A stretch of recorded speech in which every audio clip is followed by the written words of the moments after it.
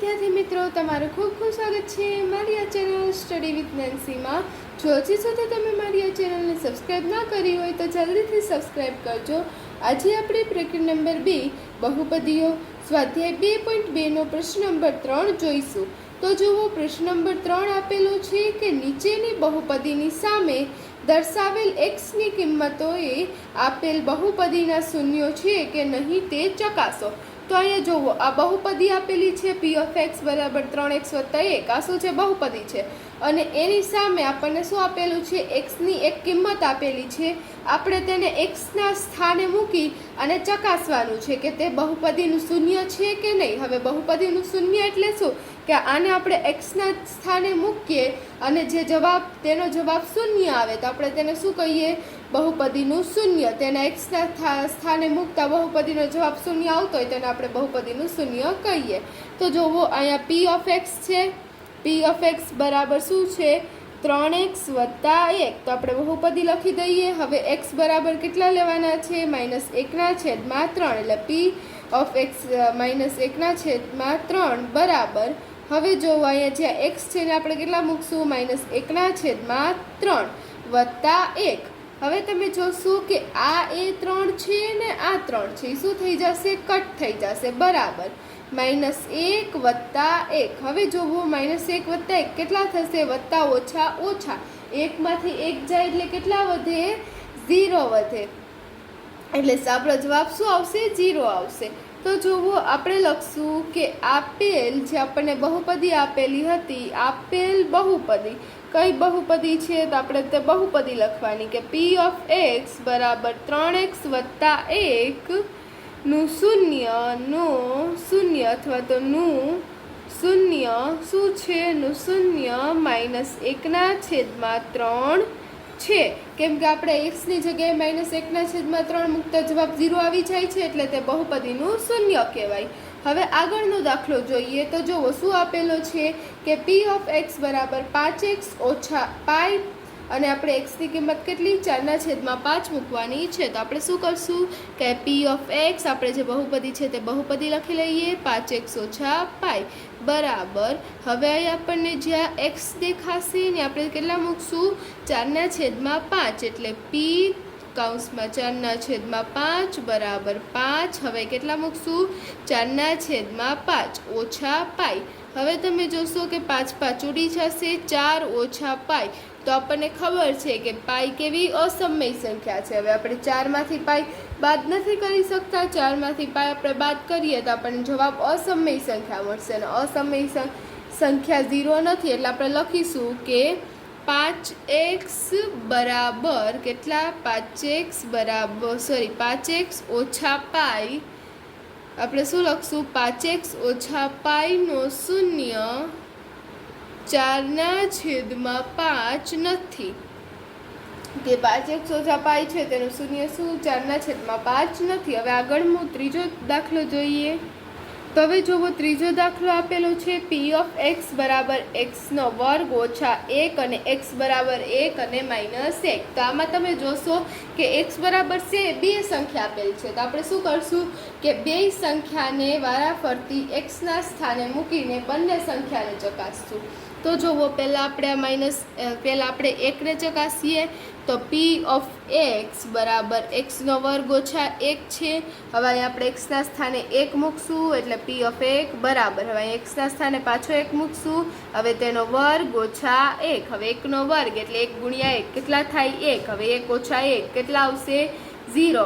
હવે એવી જ રીતે p of x બરાબર x² - 1 બરાબર હવે આપણે શું કરશું અહીંયા -1 મૂકી દઈએ જ્યાં જ્યાં x દેખાય ને આપણે કેટલા મૂકશું -1 મૂકશું। હવે પાછું x ના સ્થાને -1 મૂકીએ એટલે -1 નો વર્ગ ઓછા 1 હવે -1 નો વર્ગ કેટલો થાય -1 × -1 કેટલા આવશે 1 આવશે। હવે 1 ઓછા 1 1 માંથી 1 જાય એટલે 0 તો જુઓ બંનેનો શું જવાબ આવ્યો 0 આવ્યો એટલે આપણે શું લખશું કે બહુપદી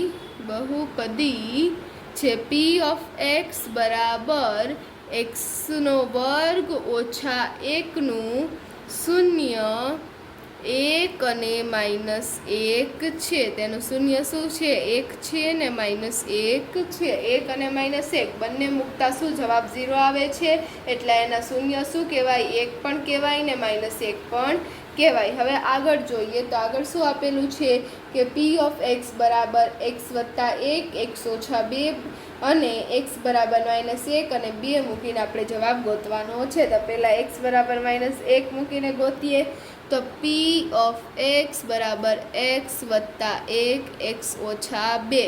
તો અહીં પહેલાં -1 મૂકી દઈએ તો p ઓફ -1 બરાબર -1 વત્તા 1. હવે -1 -2. હવે વત્તા ઓછા કેટલા થશે? ઓછા થશે. હવે 1 માંથી 1 જાય એટલે 0. હવે -1 અને -2 તો માઇનસ પ્લસ થઈ જાય. 1 ને 2 3, પણ કેવા 3? -3. હવે 0 ગુણ્યા -3 કરીએ, કોઈ પણ સંખ્યાને આપણે 0 સાથે ગુણીએ, જવાબ શું આવે? 0. એટલે આપણને શું જવાબ 0 મળ્યો. હવે આપણે એને 2 સ્થાને આપણે 2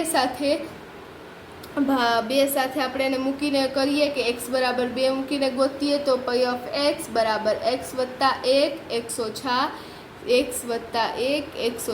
2 બરાબર. હવે આપણે કેટલા? 2 મૂકવાના છે. તો 2 વત્તા 1 અને 2 ઓછા 2. તો તમે જોશો કે 2 ને 1 કેટલા થશે?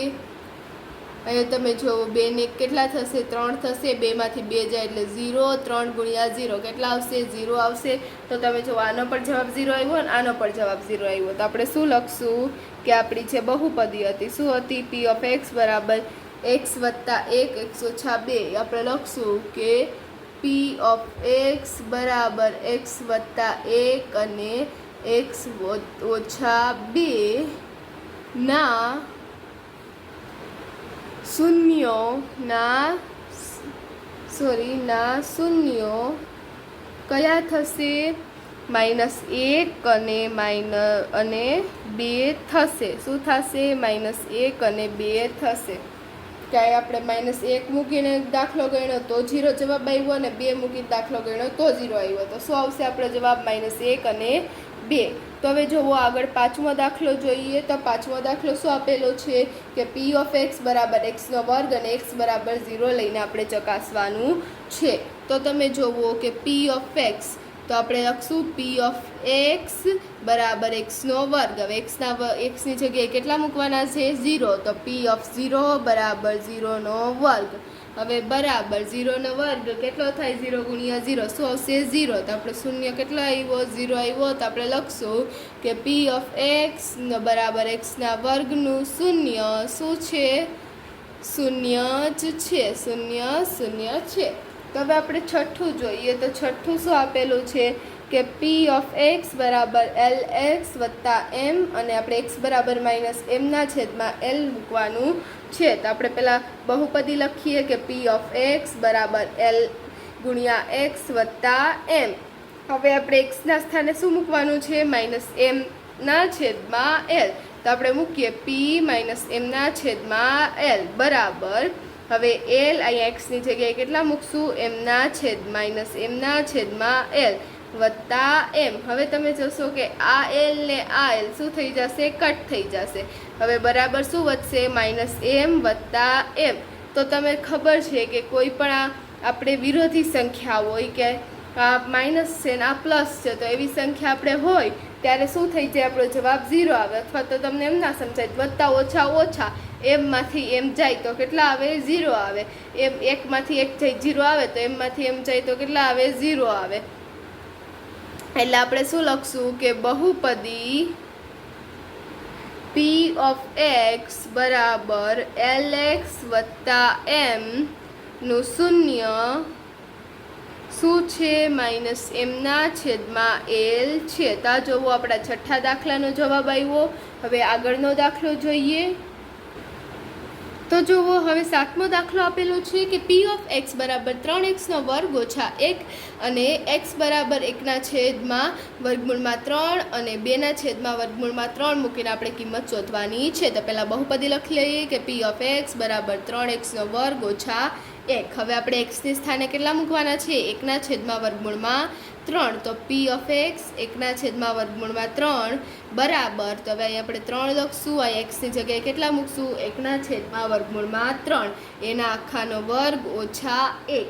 તો હવે તમે જોશો કે 3 એના આપણે 3 મૂકી દઈએ. હવે 1નો વર્ગ કેટલો થશે 1 થશે, પહેલાનો વર્ગ કાઢવાનો, 1નો વર્ગ 1 થશે. હવે 3નો વર્ગમૂળમાં 3નો વર્ગ, તો વર્ગમૂળમાં 3નો વર્ગ એટલે આ વર્ગમૂળ ને આ વર્ગ ઉડી જશે એટલે કેટલા આવશે 3 આવશે. એવી જ રીતે વર્ગમૂળમાં 2નો વર્ગ હોય તો શું આવે 2 આવે, એટલે આપણે વર્ગમૂળ કાઢી નાખવાનું. હવે ઓછા 1, તો હવે તમે જોશો કે આ 3 ઉડી જશે એટલે શું આવ્યું 1 ઓછા 1, 1 માંથી 1 જાય એટલે 0, તો આપણને 0 મળ્યો. હવે આપણે 2/3 વર્ગમૂળમાં 3 મૂકીને જોઈશું. તો જુઓ આપણે પહેલાં બહુપદીનું સમીકરણ કરીએ કે p ઓફ x બરાબર 3x² ઓછા 1. હવે બરાબર p ઓફ x, તો xના સ્થાને શું મૂકવાનું છે 2/3 હવે બરાબર 3x², તો અહીંયાથી x² છે ને આપણે શું મૂકશું કે 2/3 ઓછા 1. હવે બરાબર 3, હવે શું આવશે 2/3 વર્ગમૂળમાં 3 છે એનો વર્ગ કરીએ એટલે 3 થઈ જાય. હવે ઓછા 1, સોરી અહીંયા કેટલા આવશે 2નો વર્ગ કેટલો થશે 4, 2 દુ 4, અને આ વર્ગમૂળમાં 3નો વર્ગ કરીએ એટલે કેટલો આવશે 3 આવશે, 4/3. હવે 3 ને 3 ઉડી જશે, 4માંથી 1 જાય એટલે કેટલા આવશે 3 આવશે. તો આ જોવો -1/3 મૂકતા 0 જવાબ આવ્યો, 2/3 મૂકતા 3 જવાબ આવ્યો. તો 2/3 છે તે શૂન્ય થશે નહીં, પણ છે 1/3 છે તે શૂન્ય થશે. તો આપણે શું લખશું કે બહુપદી p ઓફ x બરાબર 3x² ઓછા 1નો શૂન્ય કેટલો છે 1/3 છે, પરંતુ 2/3 નથી. તો આ જોવો આપણા 7મા દાખલાનો જવાબ આવ્યો, એના પછી 8મો દાખલો જોઈએ. તો તે શું આપેલો છે કે p ઓફ x બરાબર 2x વત્તા 1, અને x બરાબર આપણે કેટલા લેવાના છે 1/2. તો આપણે પહેલાં બહુપદી લખી લઈએ કે p ઓફ x બરાબર 2x વત્તા 1. હવે xના સ્થાન ઉપર કેટલા મૂકવાના છે 1/2. તો આપણે મૂકીએ કે p, હવે આપણે કેટલા મૂકશું xના સ્થાને 1/2 બરાબર. હવે 2 1/2 વત્તા 1. હવે તમે જોશો અહીંયા તો આ 2 ને આ 2 કટ થઈ જશે એટલે વધ્યું શું 1. હવે 1 વત્તા 1, 1 ને કેટલા થશે 2 થશે. તો આપણને જવાબ 0 મળતો નથી એટલે શું થશે શૂન્ય થશે નહીં. એટલે આપણે લખશું કે p ઓફ x બરાબર 2x વત્તા 1 બહુપદીનું શૂન્ય 2 નથી. તો આ જોવો આપણે 8મા દાખલાનો જવાબ આવ્યો, અને અહીં આપણો પ્રશ્ન નંબર 3 પૂર્ણ થાય છે. જો તમને વિડીયો પસંદ આવ્યો હોય તો લાઈક શેર સબસ્ક્રાઈબ કરજો, અને જો હજી સુધી તમે મારી આ ચેનલને સબસ્ક્રાઈબ ના કરી હોય તો જલ્દીથી સબસ્ક્રાઈબ કરજો, જેથી તમને મારા બધા જ વિડીયો સૌની પહેલાં મળી રહે. Thanks for watching.